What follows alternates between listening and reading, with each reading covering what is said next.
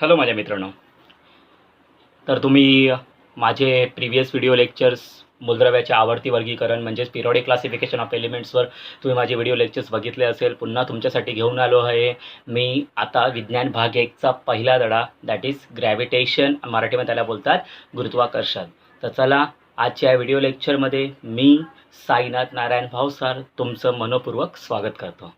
ठीक आहे बाळांनो, चला, मूलद्रव्याच्या आवर्ती वर्गीकरणमध्ये मी तुम्हाला काही शॉर्ट ट्रिक्स सांगितल्या होत्या. खूप ट्रिक्स होत्या त्याच्यामध्ये. तो टेबल कसा पाठांतर करायचा असतो आणि तुम्ही त्याच्यावर लक्षसुद्धा दिलं असेल आणि अपेक्षा करतो की तुम्ही सगळं ते पाठांतर केलंही असेल. ठीक आहे, चला मग बाळांनो, आता तो दुसरा धडा घ्यायचा एकच उद्देश होता पहिला, का तो तुम्हाला चांगल्या पद्धतीने समजला पाहिजे. कारण पहिला जर मी गुरुत्वाकर्षण घेतलं असतं, ग्रॅव्हिटेशन घेतलं असतं, तो ऑब्व्हियसली त्या धड्याला थोडासा वेळ लागला असता. म्हणून तो धडा पहिला मी संपून टाकला. आणि गुरुत्वाकर्षण कसा बेटा, एकदम सोपा धडा आहे, फक्त आपल्याला तो कळला पाहिजे. ठीक आहे, चला मग आपण चालू करूया आता विज्ञान भाग 1चा पहिला धडा. धड्याचं नाव आहे गुरुत्वाकर्षण. Okay, let's start with the first chapter of science part 1 and the name of the chapter is gravitation. ठीक आहे, चला चालू करूया. गुरुत्वाकर्षण, ग्रॅव्हिटेशन. खूप सोपा धडा आहे, पण बाळांनो याच्यावर जो प्रश्न विचारले जातात ना, ते खूप बुद्धिमत्तेवर विचारले जातात. खूप बुद्धिमत्ता लागते याच्यासाठी. पण ऑब्व्हियसली मी त्याच्यामध्ये थोडेसे बारकावे तुम्हाला मी नेहमीच सांगणार आहे. चला, आता कोणताही धडा शिकण्यापूर्वी विज्ञानचा तुम्हाला पहिले त्याच्या बेसिक्सबद्दल माहिती असले पाहिजे. नेमकं काय असतं ते, हे तर तुम्हाला माहिती असलं पाहिजे ना. आता मला तुम्ही सांगा, गुरुत्वाकर्षणचा शोध कोणी लावला? अरे हो, तुम्हाला सगळ्यांना माहिती, आपण 4थीपासून शिकतोय. न्यूटन नावाच्या शास्त्रज्ञाने गुरुत्वाकर्षणचा शोध लावला. कसा लावला असेल? तर न्यूटन हे जे होते ते त्यांच्या लहानपणी एका झाडाखाली बसले होते. ते झाड कोणतं होतं? सफरचंदाचं होतं. तर असेच बसलेले असताना, आराम करत असताना ते सफरचंदाचं एक फळ त्यांच्यावर येऊन पडलं. आता मला तुम्ही सांगा, त्याच्या जागी तुम्ही किंवा मी असतं तर काय केलं असतं? खाल्लं असतं फळ आणि पोट भरलं असतं आपलं, जाऊ दे.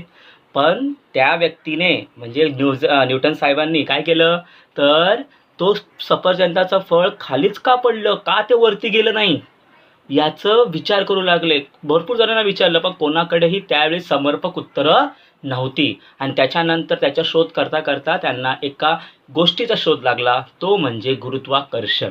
ठीक आहे, तो म्हणजे काय? गुरुत्वाकर्षण. तर आता तेच बाळांनो आपण शिकणार आहोत. गुरुत्वाकर्षण म्हणजे नेमकं काय असतं किंवा त्याच्यामध्ये कोणते कोणते नियम फॉलो केले जातात. चला, आता बाळांनो, चला, माझा एक तुम्हाला प्रश्न आहे. तुम्ही पुढच्या लेक्चरमध्ये मी त्याचं उत्तर नक्कीच देणार, पण मी एक तुम्हाला प्रश्न विचारतो. बाळांनो, तुम्हाला एवढं माहिती आहे की वर फेकलेली कोणती पण वस्तू नेहमी खाली येणार, बरोबर आहे? तुम्ही हातामध्ये दगड घ्या, वरती फेका, कुठे येणार? खालीच येणार, बरोबर आहे? तुम्ही हातामध्ये कोणती वस्तू घेतली आणि ती वर फेकली, कुठे येते? ती खाली येते, बरोबर आहे की नाही? बरोबर आहे की नाही? मग आता माझा प्रश्न असा आहे, माझ्या पण डोक्यामध्ये खूप म्हणजे विचार चालू असतात. तर माझा पण प्रश्न असा आहे की जर वर फेकलेली वस्तू जर डायरेक्ट खाली येत असते, तर सूर्य, चंद्र, तारे हे खाली का नाही येत? बरोबर ना, ते तर वरतीच आहे, ते खाली का नाही येत? ठीक आहे, तर बाळांना माझा हा प्रश्न लक्षात आला. तुम्हाला वरती फेकलेली कोणती वस्तू जमिनीवर रिटर्न येते हे तुम्हाला माहिती आहे. मग माझा प्रश्न असा आहे की सूर्य, चंद्र, तारे बाळांनो हे वरती आहेत, पण ते खाली का नाही आहेत? ठीक आहे, मला पण भरपूर वेळा हा प्रश्न पडला होता. मी माझ्या आजी आजोबांना, माझ्या आईवडिलांना, भरपूर जणांना विचारलं, पण त्यांच्याकडे त्याचं उत्तर नव्हतं. पण हळूहळू जेव्हा मी विज्ञानमध्ये गोडी घ्यायला लागलो, विज्ञानमध्ये इंटरेस्ट घ्यायला लागलो, तेव्हा मला कळलं नेमकं काय असतं त्याचं कारण. तर बाळांनो, माझ्या पुढच्या लेक्चरमध्ये ऑब्व्हियसली तुम्हाला मी ते कारण सांगेल. तरी पण ते उत्तर शोधायचा प्रयत्न करा आणि व्हिडिओमध्ये कमेंट करा ती. ठीक आहे, चला मग आपण चालू करूया गुरुत्वाकर्षण नावाचा धडा. चला, आता तुम्ही जेव्हा गुरुत्वाकर्षण धडा वाचायला घ्याल ना बाळांनो, लक्षात ठेवा, विज्ञानचे धडे नेहमी पहिले वाचायचे असतात. काही अर्थ नाही कळणार, पहिले वाचून काढा. गुरुत्वाकर्षणचा जेव्हा धडा तुम्ही चालू करणार ना, तिथे एक छोटंसं चित्र दिलेलं आहे. त्याच्यामध्ये एक पृथ्वी दाखवली आहे. त्या पृथ्वीवर एक सफरचंदाचं झाड दाखवलं आणि त्याच्या खाली एक व्यक्ती बसलेला दाखवलेला आहे. तर बाळांनो, तो व्यक्ती कोण आहे? येस, आपले महान शास्त्रज्ञ न्यूटन आहेत. ठीक आहे, म्हणजेच न्यूटनने गुरुत्वाकर्षणाचा शोध लावला. बस एवढं तुम्हाला माहिती आहे. Newton discover the law of gravity और ग्रॅव्हिटेशन मॅटर. ठीक आहे, त्यांनीच तो काय गुरुत्वाकर्षणाचा शोध लावला आहे. ठीक आहे, चला, तर आता पुढे आपल्याला काय शिकायचं आहे? आता आपल्याला आजच्या व्हिडिओ लेक्चरमध्ये आपल्याला फक्त 2च गोष्टी शिकायच्या आहे, कारण हा व्हिडिओ लेक्चर थोडासा इंट्रोडक्शन पार्ट आहे, थोडासा तुम्हाला माहिती देणार आहे, तर मी जास्त नाही शिकवणार. पुढच्या लेक्चरमध्ये जास्त माहिती घेऊया. हा इंट्रोडक्शन पार्ट आहे, तर आपण या व्हिडिओ लेक्चरमध्ये फक्त दोनच गोष्टी शिकणार आहोत. फर्स्ट म्हणजे अभिकेंद्री बल. अभिकेंद्री बल, in English it is called as centripetal force. Centripetal force. And second one, महान शास्त्रज्ञ केपलर. केपलरचे 3 नियम. Kepler's 3 law. Kepler's 3 laws. ठीक आहे, हे 2 आपल्याला आज या व्हिडिओ लेक्चरमध्ये शिकायचं आहे. चला चालू करूया बाळांनो. मला तुम्ही एवढं सांगा, आता अभिकेंद्री बलावर म्हणजे सेंट्रिपेटल फोर्स जातो. चला मी तुम्हाला प्रश्न विचारतो, गावाला तुमच्याकडे शेती आहे का? आहे, भरपूर जणांकडे आहे शेती.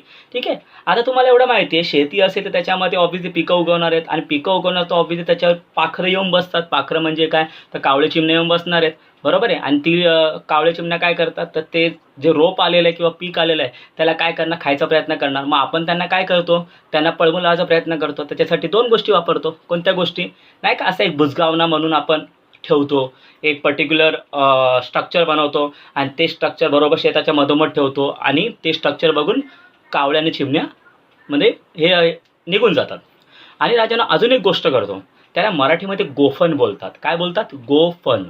आता हे काय असतं बघा, त्याच्यामध्ये काय करतात, एक दोरी घेतात. ओके, एक दोरी घेतात. दोरीच्या एका टोकाला लहानसा दगड बांधतात. ओके, स्टोन, दगड बांधतात, आणि दुसरं टोक बरोबर हातामध्ये घेतात इकडे, आणि ते बरोबर असं फिरवतात. हे बघा, माझ्या हाताच्या मोमेंट लक्षात द्या, बघता असं फिरवतात. ओके, आणि कुठे तुम्हाला जर तो चिमणी किंवा कावळा दिसत असेल तिकडे तो फेकून देतात. बरोबर आहे, म्हणजेच तो दगड त्या पर्टिक्युलर जागी लागतो, म्हणजे त्या चिमणी किंवा कावळा जिथे बसलाय तिथे तो दगड लागतो. बरोबर आहे ना बाळांनो? मला तुम्ही सांगा, विचार करा, जेव्हा मी ती दोरी हातामध्ये घेतली आणि त्या दोरीचा एका टोकाला काय मानलाय, दगड, मी जेव्हा ती अशी फिरवणार तेव्हा सर्क्युलर मोशन होणार का, वर्तुळाकार गती होणार का? नाही, कारण ती अशी जाते. ही झाली. पण त्याला जर मी असं फिरवलं, जसं आपला पंखा फिरतो, असं फिरवलं, तर तिला कोणती गती बोलतात, वर्तुळाकार गती बोलतात. कोणती गती बोलतात, वर्तुळाकार गती. मग लक्षात ठेवा राजानो, वर्तुळाकार गतीमध्ये काय असतं, ते कंटिन्यू फिरवताय. मला सांगा, तुमची ताकद कुठे लागलेली आहे, बरोबर इकडे. बरोबर आहे की नाही, तुमच्या हातामध्ये ताकद आहे म्हणून तर ती रशी फिरते. तुम्ही जर नुसतं हात पकडून ठेवलं तर रशी फिरणार आहे का? नाही फिरणार. म्हणजेच राजानो, तुमच्या हातामुळे तो दगडाला पर्टिक्युलर फोर्स भेटतो, पर्टिक्युलर बल भेटतं, आणि त्या बलालाच काय बोलतं राजानो, अभिकेंद्री बल, सेंट्रिपेटल फोर्स. म्हणजे एक शॉर्टकटमध्ये सांगायचं झालं तर बाळानो, कोणती वस्तू जेव्हा गोल गोल फिरते ना, त्याच्यावर जे बल प्रयुक्त होतं ते अभिकेंद्री बल असतं. आता समजा मी स्वतःभोवती फिरतोय, गोल गोल आपण खेळतो ना, गोल गोल पाणी, ते सगळं गोल गोल फिरतोय, तर माझ्यामध्ये कोणतं बल प्रयुक्त झालं, अभिकेंद्री बल. पंखा फिरतोय, कोणतं बल, अभिकेंद्री बल, सेंट्रिपेटल फोर्स. पृथ्वी सूर्याभोवती फिरते, कोणतं बल, अभिकेंद्री बल. म्हणजेच राजांनो, लक्षात ठेवायचं, एखादी वस्तू जर सर्क्युलर मोशनमध्ये किंवा वर्तुळाकार गतीत फिरत असेल तर बाळांनो, त्याच्यावर प्रयुक्त होणारं बल कोणतं असतं, अभिकेंद्री बल असतं. लक्षात आलं तुम्हाला? ओके, मग वर्तुळाकार कक्षेत फिरणाऱ्या प्रत्येक वस्तूवर कोणतं बल प्रयुक्त होत असतं, अभिकेंद्री बल. फक्त एकच, ती वस्तू कशी फिरली पाहिजे, वर्तुळाकार फिरली पाहिजे. लक्षात ठेवायचं, वर्तुळाकार फिरली पाहिजे. ठीक आहे, चलो. तर आपण बाळांनो अभिकेंद्री बल बघितलं. ठीक आहे, तर आता अभिकेंद्री बलाचं आपण व्याख्या लिहून घेऊया, नेमकी काय असते ती व्याख्या बघूया. Let us start. त्याच्यानंतर आपण याच्यावर जाऊया. आता जे मी तुम्हाला सांगितलं होतं उदाहरण, ते बघा, ते असं होतं. बरोबर, इथे माझा हात होता, दिस इज माय हँड. हा माझा हात आहे, हँड. ही रशी होती, अशी गोल गोल फिरत होती. बरोबर आहे. मग मला तुम्ही सांगा, या रशीवर ताकद जी होती ती कुठून लागत होती, माझ्या हाताकडून लागत होती ना, इथूनच लागत होती ना. हेच म्हणजे काय, वर्तुळाचं केंद्र आहे की नाही, सेंटर आहे की नाही, बरोबर ना, तेच काय वर्तुळाचं केंद्र आहे ना. म्हणजेच हे बल केंद्राच्या दिशेने जात असतं. म्हणजेच तो दगड आहे, ते जे बल आहे, जे फोर्स आहे, तो नेहमी ह्या दिशेने जाणार. लक्षात ठेवायचं, याच्यावर दिशा खूप महत्त्वाची असते. ह्या दिशेने जाणार, लक्षात ठेवायचं. म्हणून त्याला काय बोलतात? सेंट्रिपेटल फोर्स बोलतात. ठीक आहे, चला मग चालू करूया. अभिकेंद्री बल म्हणजे काय? चला पहिले मराठी लिहितो. वर्तुळाकार कक्षेत फिरणाऱ्या कोणत्याही वस्तूवर वर्तुळाच्या सर्वात महत्त्वाचा शब्द आहे बाळांनो, केंद्राच्या. हा महत्त्वाचा शब्द आहे. हा शब्द नाही लिहिला तर बाळांनो तुम्हाला मार्क भेटणार नाही. काय ते तुम्हाला सांगतो मी. वर्तुळाकार कक्षेत फिरणाऱ्या कोणत्याही वस्तूवर वर्तुळाच्या केंद्राच्या दिशेने जे बल प्रयुक्त होते त्यास अभिकेंद्री बल असे म्हणतात. नाव इन इंग्लिशमध्ये लिहून घेतो, मग तुम्हाला पुन्हा समजावतो. The force acting on every body moving in a circular motion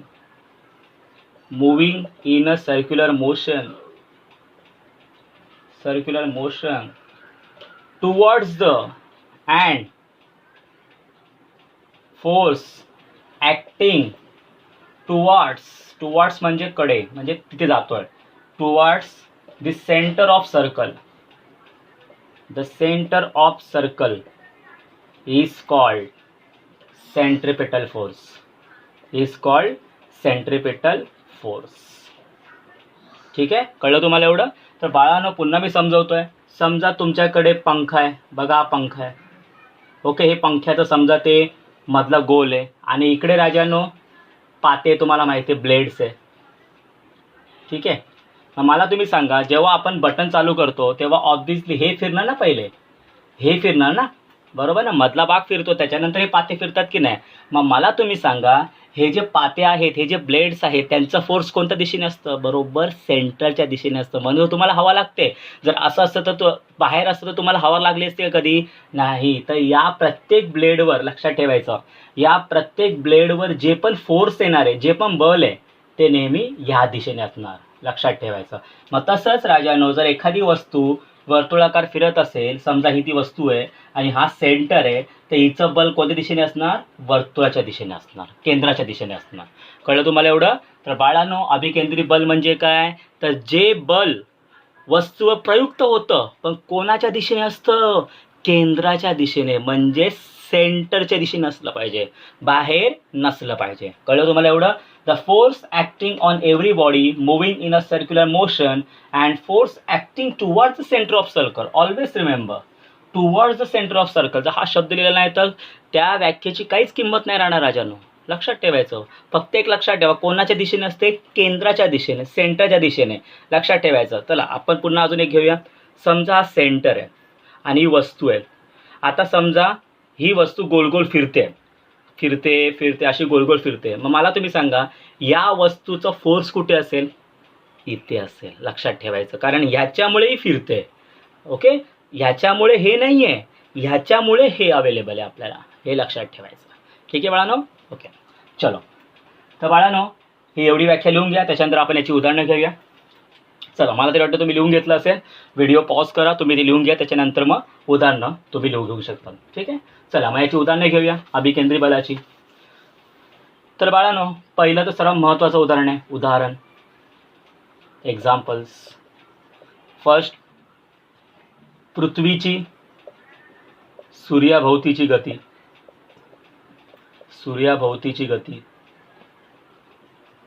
okay, the motion of earth around the sun. आता मला सांगा, पृथ्वीची सूर्याभोवतीची गती म्हणजे तुम्हाला एवढं माहिती आहे, हा सूर्य आहे, सूर्य बरोबर मधोमध असतो आणि पृथ्वी काय असते? त्याच्या अवतीभोवती फिरत असते. समजा ही पृथ्वी आहे. मला तुम्ही सांगा, जर या पृथ्वीचं, या अर्थचं बल, फोर्स जर सूर्याच्या दिशेने नसता तर मला सांगा पृथ्वी कधीच बाहेर गेली असती ना? बाहेर गेली असती ना ती. मग पृथ्वी याच्या भोवती फिरली तरी असती का? नाही फिरली असती बाळांनो. कारण हा सूर्य या कोणाला पृथ्वीला पकडून ठेवतो बाळांनो. का? कारण ह्याचं बल ह्या दिशेने असतं. जर बाहेरच्या दिशेने असतं तर ती कधीच बाहेर गेली असती, फिरलीच नसती. कळलं तुम्हाला एवढं? ठीक आहे. चला, हे पहिलं. दुसरं खूप सोपं आहे. आता मला सांगा, सूर्याभोवती पृथ्वी फिरते, पृथ्वीभोवती कोण फिरतं? चंद्र. यस, बरोबर. चंद्राची पृथ्वीभोवतीची गती in English, the motion of moon around the earth and third part माझ्यासाठी तुम्हाला 90 मध्ये शिकवलं गेलं असेल इलेक्ट्रॉन्स. बरोबर. इलेक्ट्रॉन्सची केंद्रकाभोवतीची गती. Okay. the motion of electrons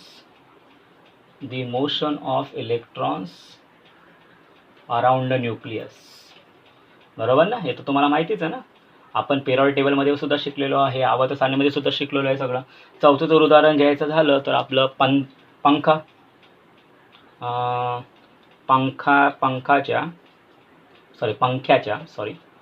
पंख्याच्या पात्यांची गती. In English, the motion of blades of fan. तर बघा, मी तुम्हाला 4 उदाहरणं दिली बाळांनो. आरामशीर तुम्ही करू शकतात ना. ठीक आहे. मग लक्षात ठेवायचं, पंखा का फिरतो? कारण त्याचे जे पाते आहेत जे फिरतायत ते कोणाच्या दिशेने असतात? सेंटरच्या दिशेने असतात. जर तिकडच्या दिशेने असते ना, कधीच बाहेर गेले असते, आपल्याला कधी हवा पण लागली नसते. कळलं तुम्हाला एवढं? तर बाळांनो एवढं लिहून घ्या. त्याच्यानंतर आपण सेकंड पार्टवर जाऊया.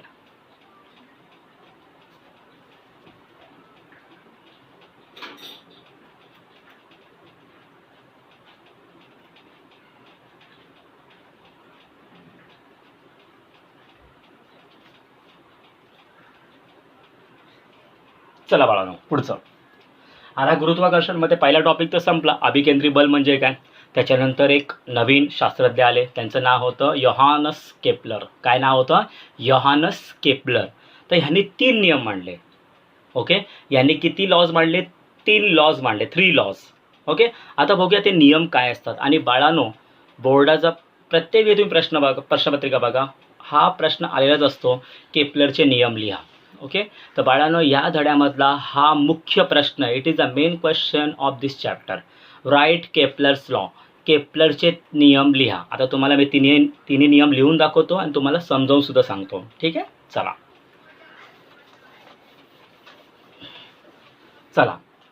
केपलरचे 3 नियम. Let us start. केपलरचे 3 नियम.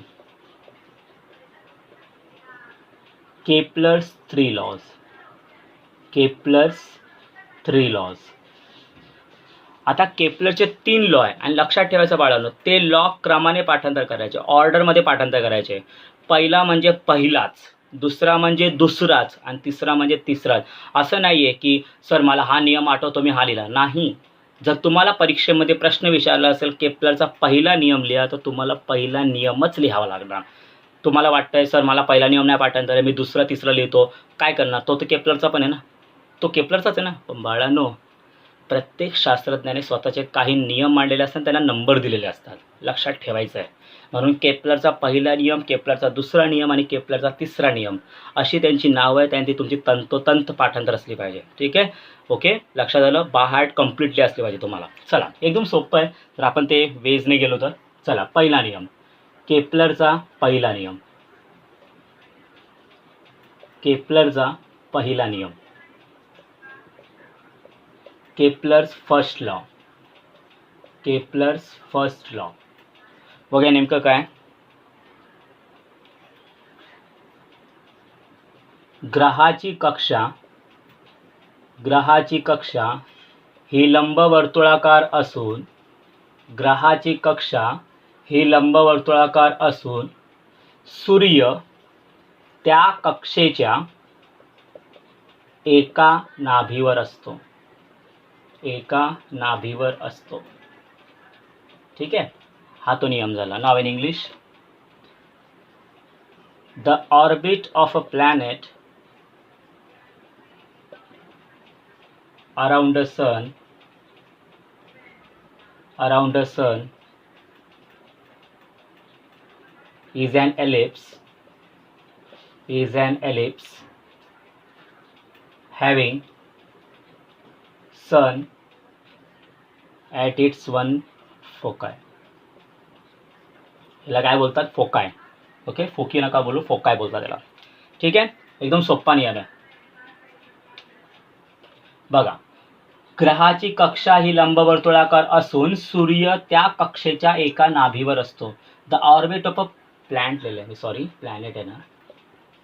Okay, the orbit of a planet around the sun is an ellipse having sun at its one foci. आता बाळांनो, नेमकं काय असतं, काय सरळ सांगायचं आहे? बाळांनो, आत्तापर्यंत तुम्हाला हे सांगितलं गेलं होतं की पृथ्वी सूर्याभोवती गोलगोल फिरते, एकदम गोलगोल फिरते. बाळांनो, लक्षात ठेवायचं, एक्सपेरिमेंटली असं काही नसतं. म्हणजे बोलतो ना, जे दिसतं तसं नसतं, असं आहे. राजांनो, लक्षात ठेवा, प्रत्येक ग्रह, ईच प्लॅनेट, प्रत्येक ग्रह सूर्याभोवती गोल नाही फिरत. कसा फिरतो? अंडाकृती फिरतो. अंडाकृती, जसा आपला अंड्याचा आकार असतो ना तसं, असा फिरतो. असा नाही, गोल नाही फिरणार. असा कसा फिरतो? असा फिरतो. लक्षात ठेवायचं, अंडाकृती. त्यालाच इंग्लिशमध्ये काय बोलतात? एलिप्स. लक्षात ठेवायचं, अंडाकृती, जसा अंड्याचा आकार असतो ना तसा फिरतो. म्हणजे समजा हा सूर्य आहे. आपल्याला आत्तापर्यंत एवढंच माहिती होतं की प्रत्येक ग्रह गोल फिरतो. सपोज हा एक ग्रह आहे, प्लॅनेट आहे, गोल फिरतो. पण असं नाही आहे बाळांनो.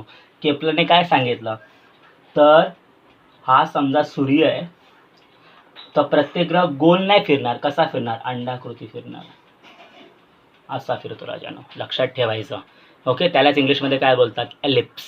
ओके, अंडाकृती म्हणजे अंड्याच्या आकाराचा. ठीक आहे, लक्षात आलं? आता मला तुम्ही सांगा, नीट बघा मी काय सांगतो. आता तुम्ही फक्त इमॅजिन करा, अंड घेतलं आहे. ओके, तुम्ही बाजारातून अंड आणलेलं आहे. आता मला तुम्ही सांगा, त्या अंड्याला तुम्हाला बॅलेन्स करायचं आहे. काय करायचं आहे? बॅलेन्स करायचं आहे. बॅलेन्स म्हणजे त्याला एकदम सांभाळायचं आहे, हातावर नाही, बोटांवर. मग मला तुम्ही सांगा, तुम्हाला जास्तीत जास्त किती बोटं लागतील? 2 बोटं लागतील ना त्या अंड्याला. एका याच्यावर तर तो सांभाळू शकणार नाही तुम्ही. एका बोटावर तर तुम्ही तो सांभाळू शकणार नाही. तुम्हाला कमीत कमी किती अंगठे लागतील किंवा किती बोटं लागतील? 2. ओके, एक छोटासा पार्ट इकडे असणार, एक छोटासा पार्ट इकडे असणार, बरोबर? म्हणजे असं समजा हे अंड आहे, ठीक आहे. आता तुम्हाला याला बॅलन्स करायचं आहे, पण मधोमध तुम्ही बॅलन्स नाही करू शकत अंड्याला. तर तुम्हाला 2 ठिकाणी बॅलन्स करावं लागणार, एक या ठिकाणी आणि एक या ठिकाणी. मगच तो अंडा बॅलन्स होणार, बरोबर आहे? याचा अर्थ लक्षात ठेवायचं, एलिप्सला सुद्धा म्हणजेच लंबवर्तुळाकार कक्षेला सुद्धा राजांनो 2 सेंटर असतात. किती सेंटर असतात? 2 सेंटर असतात, म्हणजे 2 केंद्रबिंदू असतात. आणि त्यांनाच इंग्लिशमध्ये राजांनो नाभी म्हणतात. इंग्लिशमध्ये त्यांना बोलतात फोकस आणि मराठीमध्ये बोलतात नाभी. नाभी म्हणजे काय राजांनो? आपल्या शरीरामध्ये नाभी आहे, बेंबी जी असते ना ती. तर राजांनो, लक्षात ठेवायचं, लंबवर्तुळाकार कक्षेला म्हणजे एलिप्सला किती फोकस असतात? 2.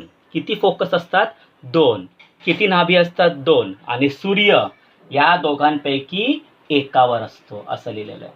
समजा सूर्य इकडे आहे, तर प्लॅनेट असे फिरणार. लक्षात ठेवा, हे त्यांनी सांगितलेलं आहे. ओके, कळलं तुम्हाला काय सांगतोय मी? नीट लक्षात ठेवायचं, कोणताही ग्रह सूर्याभोवती गोल नाही फिरत. आत्तापर्यंत तुम्हाला जे माहिती होतं ते राजानं थोडंसं चुकीचं होतं. मग केप्लरने काय शोधून काढलं? की प्रत्येक ग्रह सूर्याभोवती गोल नाही फिरत. कसा फिरतो? अंडाकृती फिरतो, असा फिरतो. आणि अंड्याला जर बॅलन्स करायचं असेल तर तुम्हाला 2 ठिकाणी हात लावावा लागणार, बरोबर ना? मग अंड्याला किती फोकस असतात? किती केंद्रबिंदू असतात? 2. 1, 2. किती नाभी असतात? 2. मग लक्षात ठेवायचं, मग इंग्लिशवाल्यांनी जेव्हा एकच असेल, म्हणजे 1 असेल, 1 असेल, त्याला फोकस बोलणार. आणि जर 2 असतील, 2 असतील, त्याला फोकाय बोलणार. लक्षात ठेवायचं, म्हणून मी याची लिहिलेलं आहे फोकाय. फोकाय म्हणजे राजानो 2. लक्षात ठेवायचं, दोघांपैकी एकावर. बघा इथे 2 होती ना, दोघांपैकी कशावर असतो? एकावर. मग बाळांनो, नेमकं काय सांगायचं आहे मला, की व जे ग्रह आहे, जे प्लॅनेट आहे, ते सूर्याभोवती गोल गोल नाही फिरत, असे फिरतात. असे फिरतात. हे गोल नाही आहे, हे अंडाकृती भाग झाला. याला इंग्लिशमध्ये एलिप्स बोलतात. आणि इथे एक फोकस असतो, इथे एक फोकस असतो. म्हणजे इथे एक नाभी असते, इथे एक नाभी असते. आणि सूर्य बाळांनो ह्या दोन नाभीपैकी एका नाभीवर असतो. मग समजा सूर्याला समजा इथे पाडलं मी, तर सूर्य इथे असणार असं. आणि ग्रह असे फिरत राहणार. लक्षात ठेवायचं. हे शोधून काढलेलं आहे केप्लरने, हे ग्रह. ठीक आहे, कळलं तुम्हाला एवढं? ठीक आहे. तर बाळांनो त्यांनी काय सांगितलं, ग्रहाची कक्षा, कक्षा म्हणजे ऑर्बिट, लक्षात ठेवायचं. ही लंबवर्तुळाकार आहे की नाही, लंबवर्तुळाकार, बरोबर ना, अंडाकृती आहे ना, अंडाकृती म्हणजेच लंबवर्तुळाकार असून सूर्य त्या कक्षेच्या एका नाभीवर असतो. The orbit of a planet around a sun is an ellipse having sun at its one foci. Foci म्हणजे दोन, आणि त्याच्यापैकी एकावर सूर्य असतो, लक्षात ठेवायचं. ठीक आहे. सो प्लीज राईट डाऊन, तुम्ही लिहून घ्या. त्याच्यानंतर आपण दुसऱ्या नियमाला जाऊया.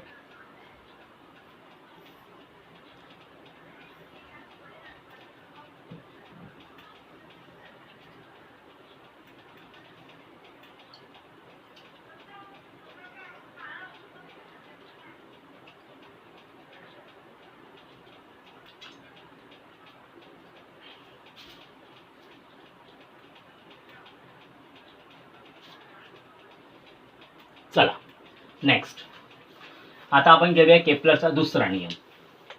केप्लरचा कितवा नियम? दुसरा नियम. ठीक आहे, केप्लरचा दुसरा नियम. Kepler's second law. Kepler's second law, बरोबर. चला बघूया तो लॉ कसा आहे बघा. ग्रहाला सूर्याशी जोडणारी सरळ रेषा ही समान कालावधीत समान क्षेत्रफळ व्यापन करते.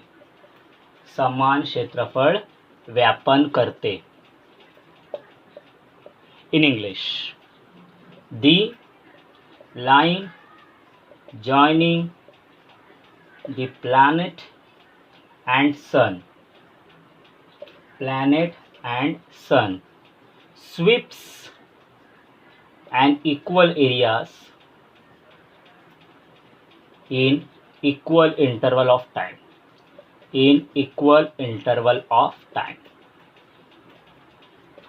ओके. आता हा लॉ खूप खूप खूप खूप मस्त आहे बाळांनो, लक्षात ठेवायचं. चला, आणि ह्या लॉमुळे काय झालंय, आपलं जग कसं बदललं ते पण मी तुम्हाला सांगतो.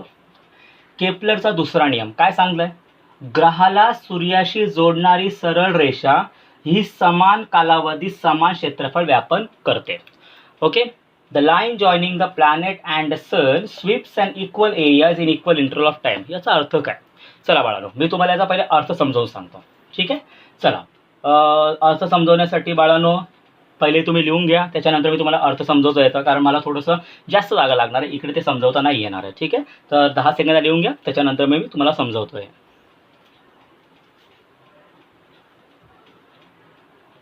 ओके बाळांनो, चला तुम्ही लिहिलं. ठीक आहे. चला, आता काय असतं बघा, तुम्हाला एवढं माहिती आहे की ही जी कक्षा असते ती अंडाकृती असते. ओके, असं मानून घेऊया अंडाकृती आहे. आणि समजा सूर्य इकडे, दिस इज सन. हा काय आहे? सन. सन म्हणजे काय? सूर्य. ओके. मग समजा एक ग्रह इकडे, त्याला नाव देऊया ए. हे बी काय असं नंतर सांगेल मी. दुसरा ग्रह इकडे, त्याला नाव देऊया सी. आणि समजा हे डी आहे. ठीक आहे. याला मी थोडंसं राऊंड करतो म्हणजे तुम्हाला लगेच कळून जाईल. दिस इज सी. आता बाळांनो त्यांनी काय सांगितले, जरा नियम वाचा.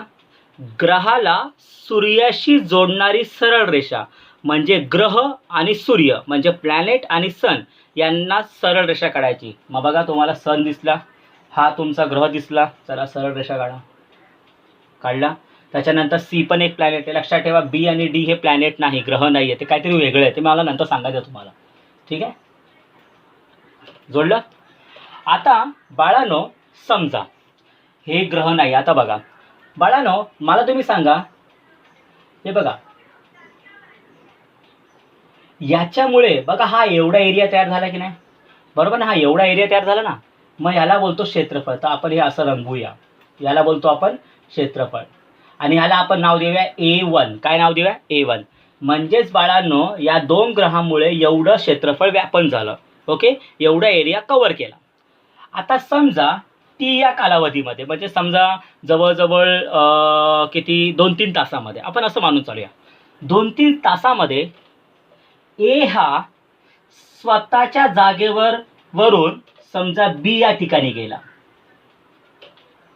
ए हा कोणाच्या गेला? बी या ठिकाणी गेला. मग त्याच वेळी सी सुद्धा मूव्ह करणार की नाही? का? कारण दोघेही कोणाला जोडलेले आहेत? सूर्याला जोडलेत की नाही? मग जर ए मूव्ह झाला असेल, ए इथून हल्ला असेल, तर सी सुद्धा थोडी गप्प बसणार आहे. सी काय करणार? सी सुद्धा पुढे जाणार. मग सी समजा डी या ठिकाणी गेला.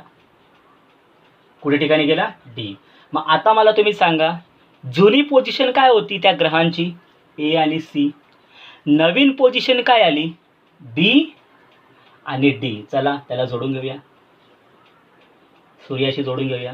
तर बाळांनो लक्षात ठेवायचं, हा जेवढा एरिया पहिले कव्हर केला होता ना, तेवढाच एरिया राजानो ते नंतर सुद्धा कव्हर करतील. म्हणजेच A1 is equal to A2. म्हणजे हा बघा, हा एरिया बी, सूर्य आणि डी, तो एरिया पण कसा असणार? सेम असणार.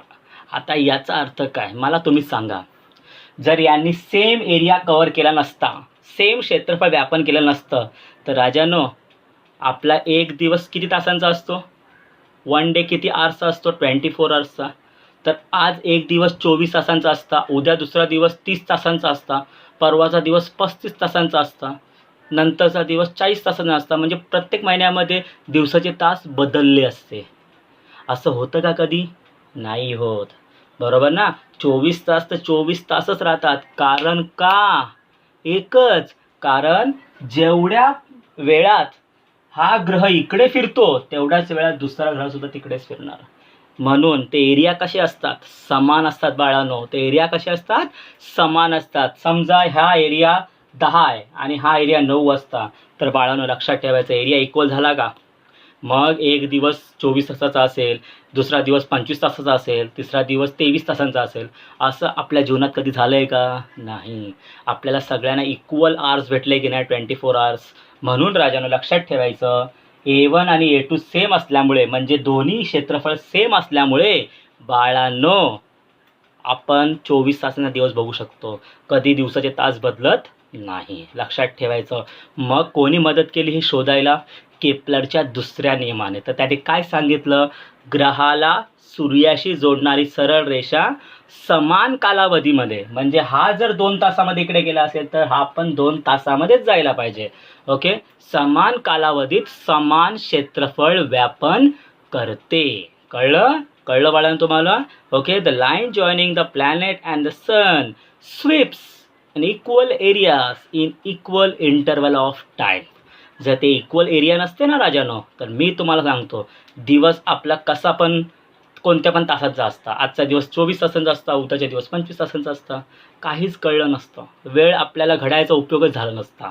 कळलं तुम्हाला एवढं? ठीक आहे. तर हे झालं केपलरचा दुसरा नियम. मग राजानो याचा प्रश्न कसा येतो? तुम्हाला ही आकृती दिली जाणार आणि तुम्हाला असा एरिया काढून दिला जाणार. मग तुम्हाला विचारणार हा कोणता लॉ आहे, हा कोणता नियम आहे? तर लक्षात ठेवा, आकृती फक्त ह्याच नियमाला तुम्हाला दिली जाणार, बाकी कोणत्या नियमाला आकृती नाही. मग लक्षात ठेवायचं ही आकृती मेन आहे. कळलं? लिहून घ्या.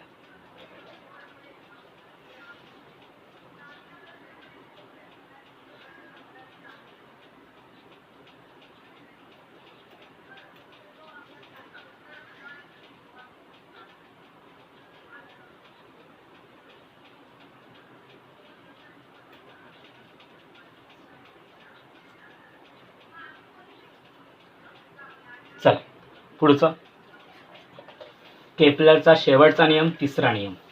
आणि तो नियमामुळे आपण राजानो कोणत्या ग्रहावर, मी तुम्हाला ते उदाहरण पण सांगेन नंतर, कोणत्या ग्रहावर 1 वर्ष किती दिवसांचा असतो ते पण मी तुम्हाला सांगेन. ठीक आहे, चला चालू करूया. केपलरचा तिसरा नियम, याने पूर्ण सायन्सला राजानो धक्का दिला ह्या नियमाने. आणि ह्या नियमामुळेच राजानो लक्षात ठेवायचं आहे. आपल्या पृथ्वीचे 365 डेज एका वर्षाचे असतात. हे या नियमामुळे आपण प्रूव्ह करू शकतो. ओके, चला. केपलरचा तिसरा नियम. केपलरचा तिसरा नियम, आणि हाच भरपूर वेळा विचारला जातो. Kepler's third law. Kepler's third law.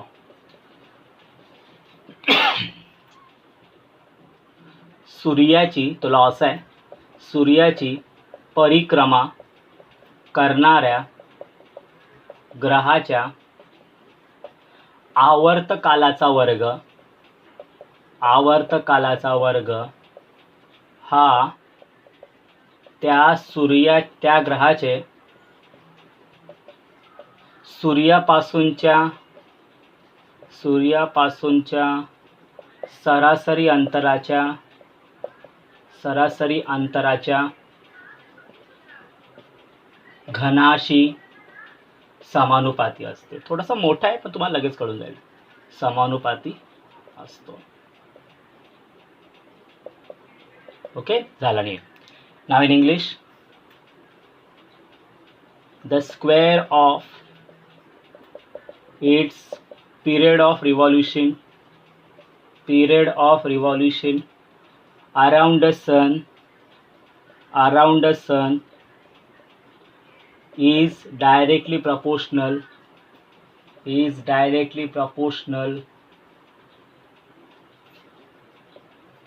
to cube of its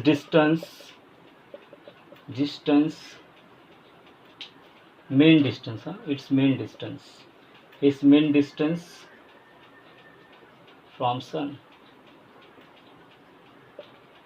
सोपं आहे. आता तुम्हाला हा नियम काहीच कळला नसेल. आता मी तुम्हाला सांगतो ना काय. सूर्याची परिक्रमा म्हणजे काय, इंग्लिशमध्ये त्याला बोलतात रिव्हॉल्युशन. परिक्रमा म्हणजे काय, हा सूर्य बघा, हा सूर्य आणि पृथ्वी त्याच्या भोवती फिरते. बरोबर, पृथ्वी काय होते, त्याच्या भोवती फिरते. म्हणजेच पृथ्वी त्याच्या भोवती प्रदक्षिणा घालते. आपल्याला माहिती आहे ना, वट सावित्रीची पूजा असते बघा. काय करतात स्त्रिया, त्याच्यामध्ये वडाचं झाड मध्ये असतं आणि स्त्रिया अवतीभोवती फिरतात की नाही. याचा अर्थ स्त्रिया त्या वडाच्या झाडाला काय करतात, परिक्रमा करतात. इंग्लिशमध्ये त्याला काय बोलतात, रिव्हॉल्युशन बोलतात. कळलं? ओके. मग आता समजा इथे बघा, हा सूर्य आहे आणि ही समजा पृथ्वी आहे. इथे ग्रह दिलाय बघा, कुठेतरी ग्रह आहे. आपण ग्रह पृथ्वी मानून चालूया. ठीक आहे, पृथ्वी. ओके, प्लॅनेट आपण अर्थ मानून चालूया. मग त्यांनी काय सांगितलेलं आहे की काय बघा, सूर्याची परिक्रमा करणाऱ्या ग्रहाच्या आवर्तकालाचा वर्ग. समजा पृथ्वीला सूर्याभोवती एक प्रदक्षिणा पूर्ण करण्यास, नीट बघा, समजा पृथ्वीला सूर्याभोवती एक प्रदक्षिणा पूर्ण करण्यास टी एवढा वेळ लागतो. किती एवढा वेळ, टी एवढा वेळ लागतो. Suppose earth completes one revolution around the sun in time T. Okay, around the sun in time T. त्याचा काय करायचा आहे, वर्ग म्हणजे स्क्वेअर करायचा. तर टीचा स्क्वेअर. कळलं तुम्हाला एवढं, टीचा वर्ग करायचा. झालं. हा त्या ग्रहाचे सूर्यापासूनचे सरासरी अंतराच्या.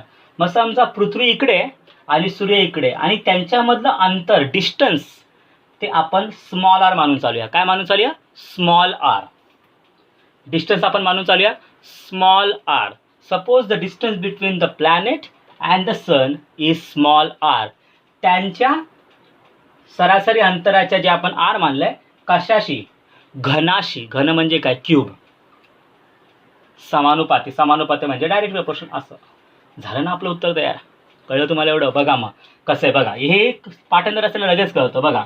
सूर्याची परिक्रमा करणाऱ्या ग्रहाच्या आवर्तकालाचा वर्ग हा त्या ग्रहाचे सूर्यापासूनच्या अंतराच्या घनाशी, सरासरी अंतराच्या घनाशी समानुपाती असतो. ओके.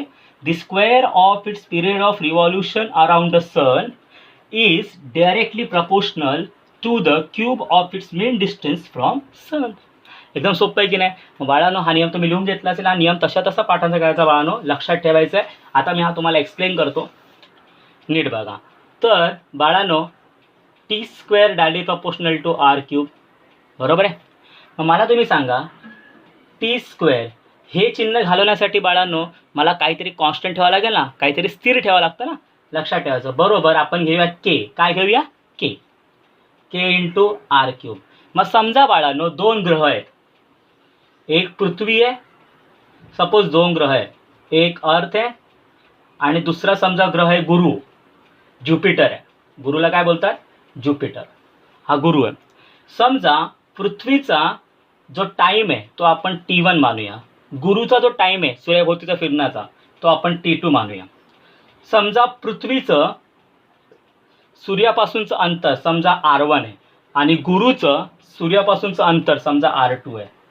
तर ह्या दोघांमध्ये काय रिलेशन असणार? T1चा स्क्वेअर डायरेक्टली प्रपोर्शनल टू R1चा क्यूब. या दोघांमध्ये रिलेशन. आणि या दोघांमध्ये काय रिलेशन असणार? T2चा स्क्वेअर डायरेक्टली प्रपोर्शनल टू R2चा क्यूब. बरोबर आहे. मग चला या दोघांचा भागाकार करा. चला भागाकार म्हणजे डिवाइड करा.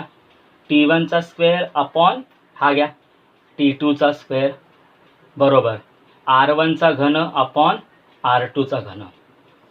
मग मला तुम्ही सांगा T1 म्हणजे पृथ्वी, T2 म्हणजे ज्युपिटर. आणि मी तुम्हाला विचारलं मला पृथ्वीचे एका वर्षाचे एक प्रदक्षिणा पूर्ण करण्यास किती वेळ लागतो? 365 दिवस हे मला माहिती आहे.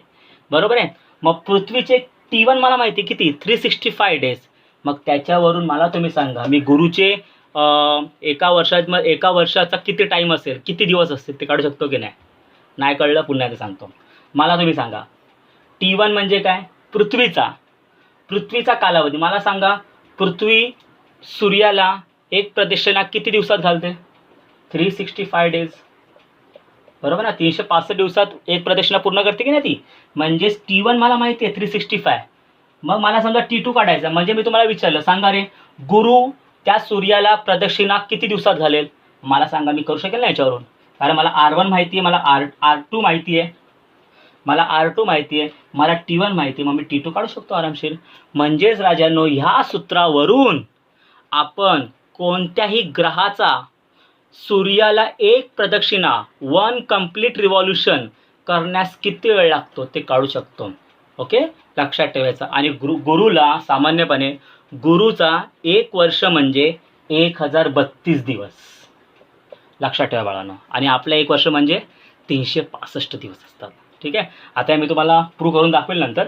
ओके, तर लक्षात ठेवायचं ह्या सूत्रानुसार, ह्या सूत्राने बाळांनो सायन्समध्ये पूर्ण क्रांतीच आणली, रिव्हॉल्युशनच आणलं. ओके, इव्हॅल्युएशन सगळं बदलून टाकलं. याने काय केलं?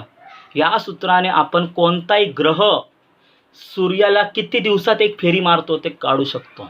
मग मला तुम्ही सांगा हे काय झालं? आपलं एक प्रकारची मोठी क्रांती झाली. कळलं तुम्हाला एवढं? ओके, तर बाळांनो हे झाले केपलरचे 3 नियम. ठीक आहे. मग आज आपण काय काय शिकलो? आज आपण शिकलो अभिकेंद्री बल म्हणजे काय, सेंट्रिपिटल फोर्स म्हणजे काय. कोणती वस्तू फिरत असेल तर तिच्यामध्ये सेंट्रिपिटल फोर्सच असतं. आणि दुसरं आपण काय शिकलो? केपलरचे 3 नियम शिकलो. First law, second law, third law. लक्षात ठेवा जर तुम्हाला केपलरचा दुसरा नियम विचारला आहे, if you ask with Kepler second law, मग तुम्हाला सेकंड लॉच लिहायचा आहे. तुम्ही सरांना बोलाल किंवा असं बोलाल केपलरने 3 नियम मांडले ना, तुम्ही कोणता पण नियम लिहून टाकतो सेम असणार. नाही बाळांनो, प्रत्येक शास्त्रज्ञाचे नियम हे नियमच असतात. ओके, लक्षात आलं. आणि सर्वात जास्त विचारला जातो तो केपलरचा 3रा नियम. आणि ह्याच्यावर उदाहरणं पण आहे. Some numericals will be there on this particular equation. लक्षात ठेवायचं आहे.